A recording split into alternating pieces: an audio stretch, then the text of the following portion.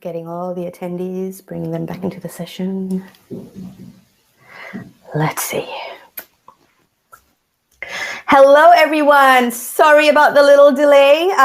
It's what happens in the world of virtual. We try to make sure everyone is in the right rooms at the time.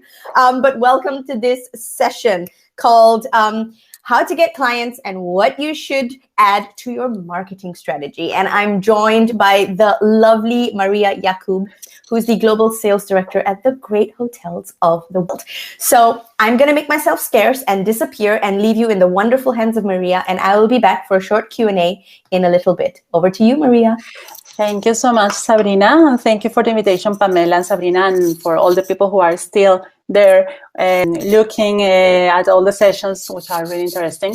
And what I have planned today is how to get clients and what you should add to your marketing strategy. But this is more about sharing what it has worked for me in my years of experience as proactive sales. I've been in the industry of hotels for 15 years and in the proactive sales for over 7 years. And I have condensed information in 10 minutes. I hope it's useful. You will see some repeated information that you probably saw in other sessions, because at the end it's all about selling. So let's go for it. I'll introduce briefly great hotels of the world to you, and we'll see the lessons learned from previous crises, and we'll see the difference between before COVID and after COVID, and how we adapted to that, and a roadmap to get clients based on communication, digital optimization, and getting ready for the new buyers' needs. At the end, we hope to have time for questions. So let's go for it. Great Hotels of the World. I work for the company since 2019. We represent a collection of 60 independent and upscale hotels throughout the majority of them are in Europe and in well-established destinations, but also in emerging destinations.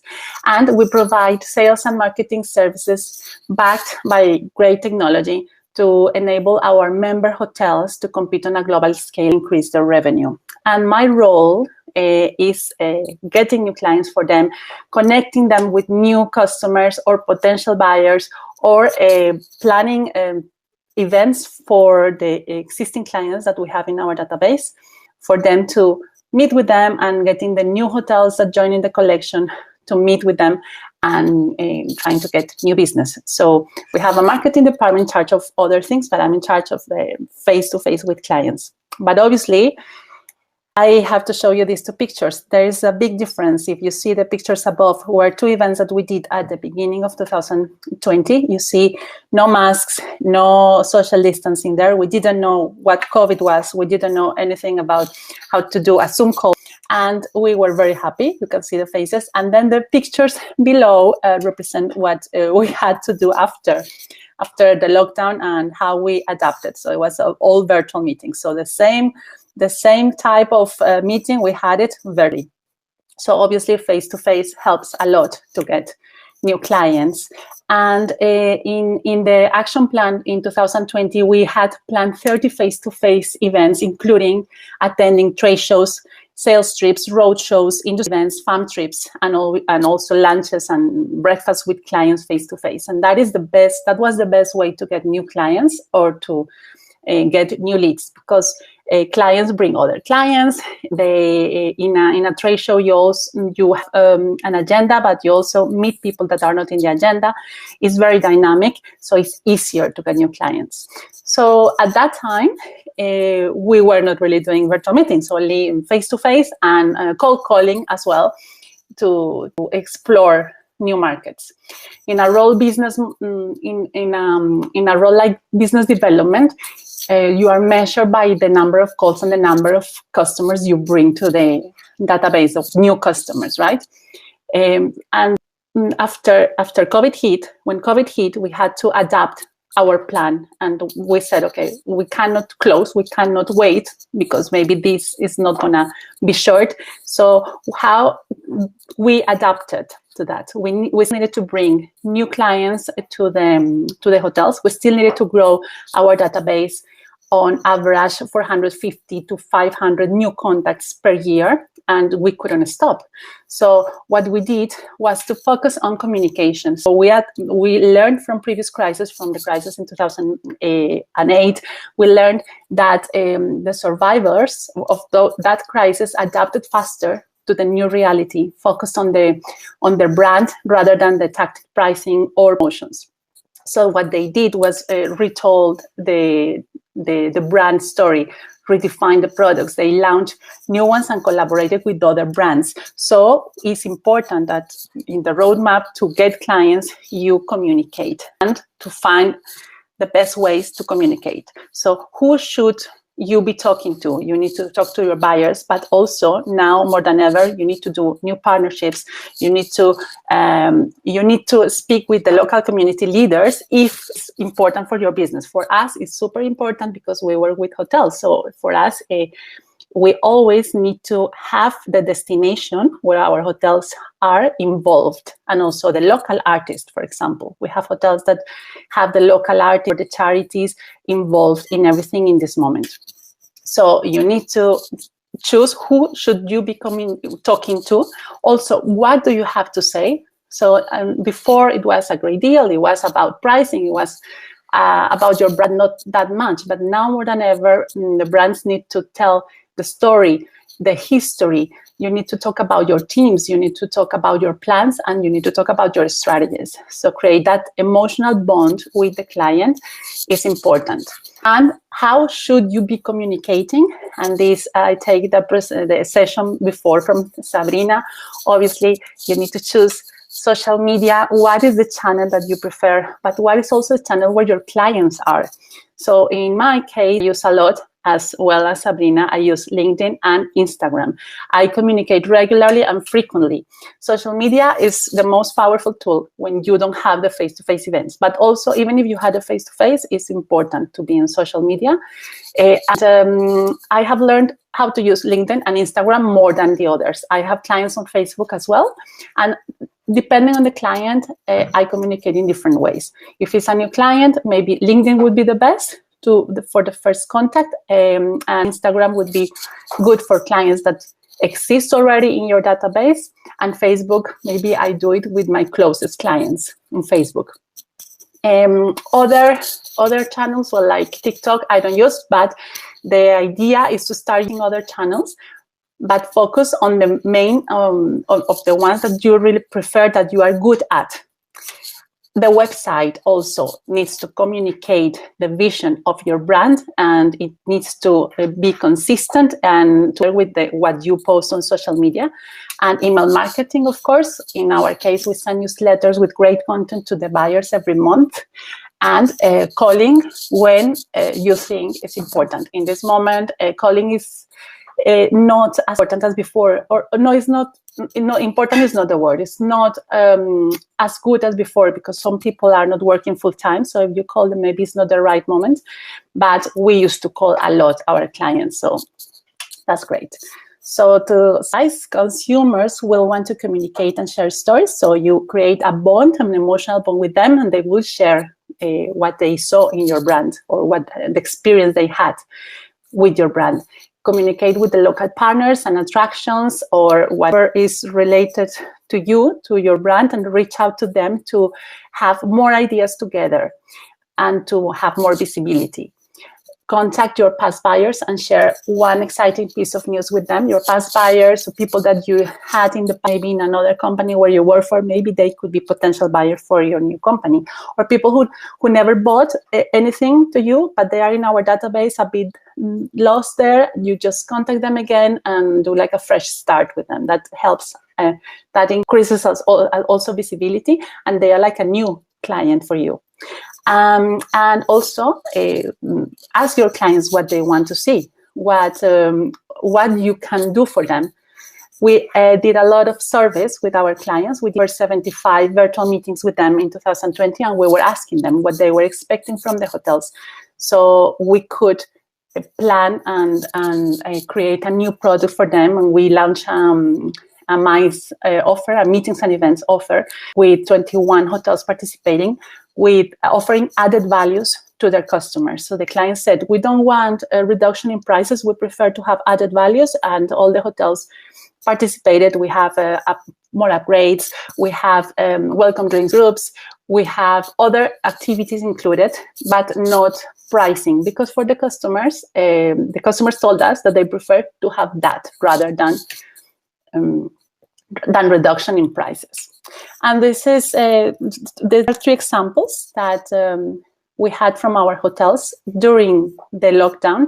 They adapted very fast and they reacted very fast and they did different things. So one of the hotels that is owned by an art collector in Barcelona, they have also a museum in front of the hotel with a great Egyptian collection, art of Egyptian art. Collection of Egyptian art. So what they did was to create a virtual tour, and clients could go in and see all the rooms and see the explanation of each piece.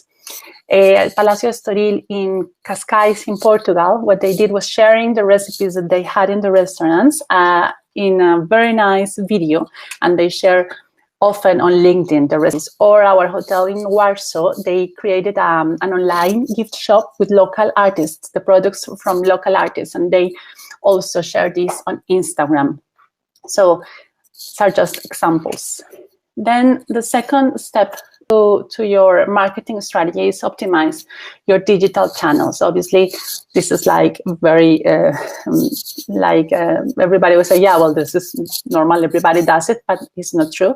We work with hotels who are in the market for a long time, and many hotels had to do new photos, new videos, 360 degrees videos. They had to check and update the information on the web. They had to put more information related to the destination.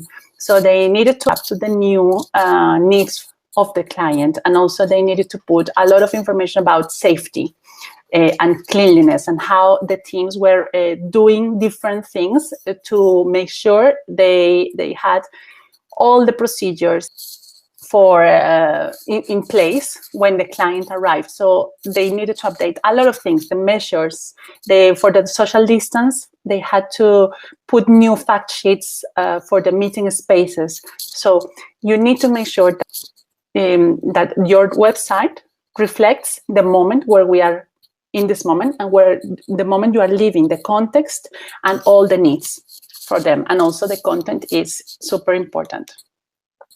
And the last step is get ready for the new buyer's needs. This is just an example. You need to put a list of the different scenarios and the priorities. What is your focus? What you need to do? So back in 2020, safety was found the first 3 months that all the clients were asking what the hotels were doing on this area. And so we needed to say to hotels, you need to get the destination stamp. Each hotel is in a different destination, and they needed to get a stamp which guaranteed that that hotel was using all the procedures to keep the hotel clean and safe for the staff and for the clients. And like that, we did a long list of scenarios that change every month because of these uncertain times, and the priorities in order to create a new product or update something or partner with someone to get more visibility. So this is important, that you, it's not about only the general picture, the global thing, but also what you need to do now, today, to be ready for next month, to have all the information that your clients will need. And remember, ask your clients what they will want. That's the best way. And we do a lot of service for that, and it helps a lot. Thank you. I don't know if it was too fast, but it was the 10 minutes I could condense all. Fantastic. Thank you so much, Maria. That was so brilliant. Thank you for giving us the insight there, and we're appreciative. It was really interesting to see it from your perspective, or the perspective of a hotelier, I'd like to call it as well. But, I think also it's so interesting to see there are so many areas that there is overlap between what you do and a startup and a new business, because at the end of the day, we're all trying to market and, brand, right? And get customers and create community and all of that. So it's nice to be able to also learn and pick up from other industries what is being practiced and apply it to what you're doing, your service or your business. So does anyone have any questions for Maria? I mean, we've got a few minutes to answer 1 or 2 questions, so do let me know. I have a question for Maria, actually, and it has to do with storytelling. So, I know that hotels are a glorious world of stories, and you obviously represent a wonderful collection of great hotels. So how important has storytelling been in marketing as a strategy for you?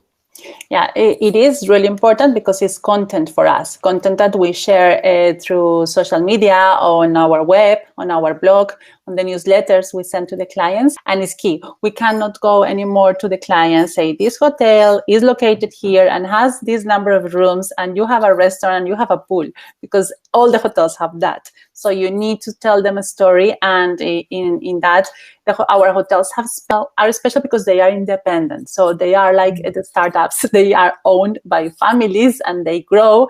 And some of them are not well known. Some of them are starting as well, or they maybe started 2 years ago. So they do a lot of things to attract the people. And like the hotels in Portugal did really well with that. Some hotels stay open, they didn't close. And for example, one of our hotels is a hotel where the first James Bond was filmed. So yes, so I know that hotel. The Palacio de Estoril. So they started to do many things related to that time, and to show the clients their history and why the James Bond was filmed there, and what you can find when you go there related to the film. So yeah, it's creating something different, that the client relates the brand with something special. Yeah, it can be. Yeah, and some hotels don't have a history because they are new and fresh. But for example, the Puro Warsaw that I put in the example, they are very new. They are 4 stars, a 4-star brand, very fresh, very trendy. And what they do is with local artists. So all the decoration in the hotels is made by local artists, and they do sessions of DJs, and they bring Italian chefs on Thursdays to do the dinner for clients. So they do many things that are related. So they tell the stories of the community, which is nice, which is people love that, and they're it's a reason for them to then also use the hotel as a muse to find out about other things, and I that. So thank you for that, and we've got one question left, and then we're gonna end the session. It's from Philip. He says, I really dislike calling people up on the phone. Any tips to improve this experience and make it easier? It's a good question to end Philip, on. I agree with you, except the clients that know you, that you can just catch up with them on the phone, but just calling to sell is very difficult. So I tend to use, I know some people don't like the phone anymore. And before it was a thing because we didn't use social media as much. There were not many social media channels, but now with social media, I think social media is the new telephone, really. Yeah. And but sometimes if you don't want to call, well, don't call. But I don't like to call. But sometimes I force myself because it's going out from the comfort side, from the comfort zone, as they say, and put yourself in. What would you do if you receive a call from somebody who wants to show you a product? What do you don't like? So don't do that. Don't do what you don't like. Exactly. But call and say, hi, we'll be interested maybe in knowing what you do, if maybe we can collaborate together, if we can work together. I offer this, but I just wanted to reach you to see if there is a possibility to meet you online. So I wouldn't sell on the phone. I would just try to call to introduce myself and get an appointment. Very good appointment. Fabulous. Thank you so much, Maria. And thank you everyone for the fantastic questions. And if you want to connect with Maria, she will be in the lounge. So grab a seat. After our next session, which is the last session for today, it's our panel session with the fantastic London Chamber of Commerce, as well as AirMeet, the virtual event platform that we are currently all on. So thank you very much, Maria. Thank you. And I will see you after in the lounge. And we're going to end this now. And I'll see you very soon. Thank you. Bye.